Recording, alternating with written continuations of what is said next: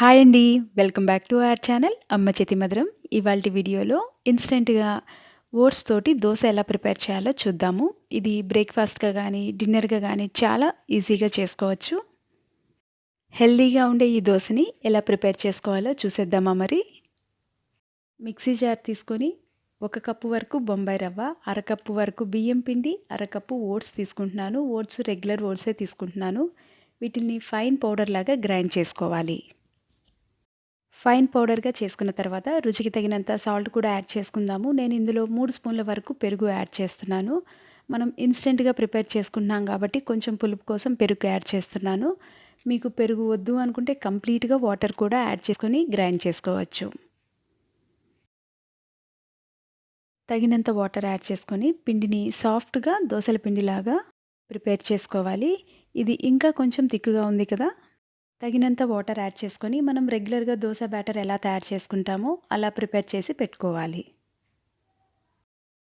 ఇప్పుడు ఇన్స్టెంట్‌గా చట్నీ కూడా తయారు చేసుకుందాము. 2 స్పూన్ల కారం పొడి, కొంచెం సాల్ట్, ఇందులో మిక్స్ చేసుకోవడానికి సరిపడా గోరువెచ్చగా ఉన్న నెయ్యి కూడా యాడ్ చేసుకొని బాగా కలుపుకోవాలి.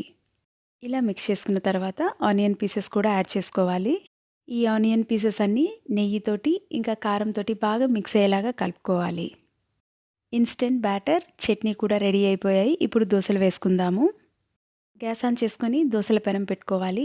పెనం కొంచెం వేడెక్కిన తర్వాత కొంచెం వాటర్ చల్లి ఆనియన్ తోటి బాగా స్ప్రెడ్ చేసుకోవాలి. ఇలా చేసుకోవడం వల్ల మనకి దోసలు విరిగిపోకుండా, అంటుకోకుండా మంచి మాయిశ్చరైజింగ్‌తో బాగా వస్తాయి. ఇప్పుడు దోసల పిండి కూడా వేసుకుందాము. ఈక్వల్‌గా ఇలా స్ప్రెడ్ చేసుకున్న తర్వాత ముందుగా ప్రిపేర్ చేసుకున్న ఇన్స్టెంట్ కారం చట్నీ కూడా యాడ్ చేసుకుందాము. ఈ చట్నీ మీదే 1 స్పూన్ వరకు ఆయిల్ యాడ్ చేసుకొని స్ప్రెడ్ చేసుకోవాలి. ఇలా చట్నీ మీద మాత్రమే ఆయిల్ యాడ్ చేసుకోవడం వల్ల మనం పెట్టుకునే స్టఫింగ్ అనేది ఈజీగా స్ప్రెడ్ చేసుకోవచ్చు.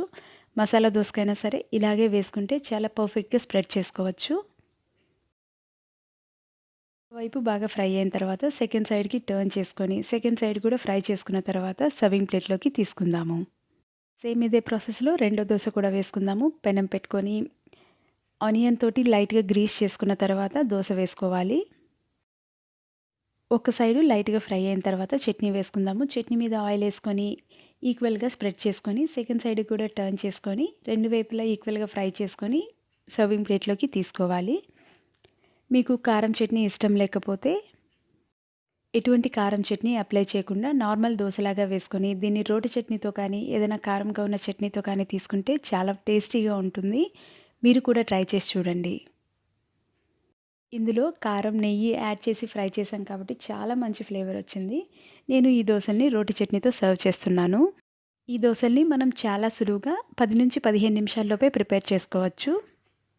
ఎంతో హెల్తీగా, టేస్టీగా ఉండే ఈ రెసిపీ మీకు కనుక నచ్చినట్లయితే లైక్ చేయండి, షేర్ చేయండి, కమెంట్ చేయండి. సబ్స్క్రైబ్ చేయండి అమ్మ చేతి మధురం ఛానల్ని. Thank you.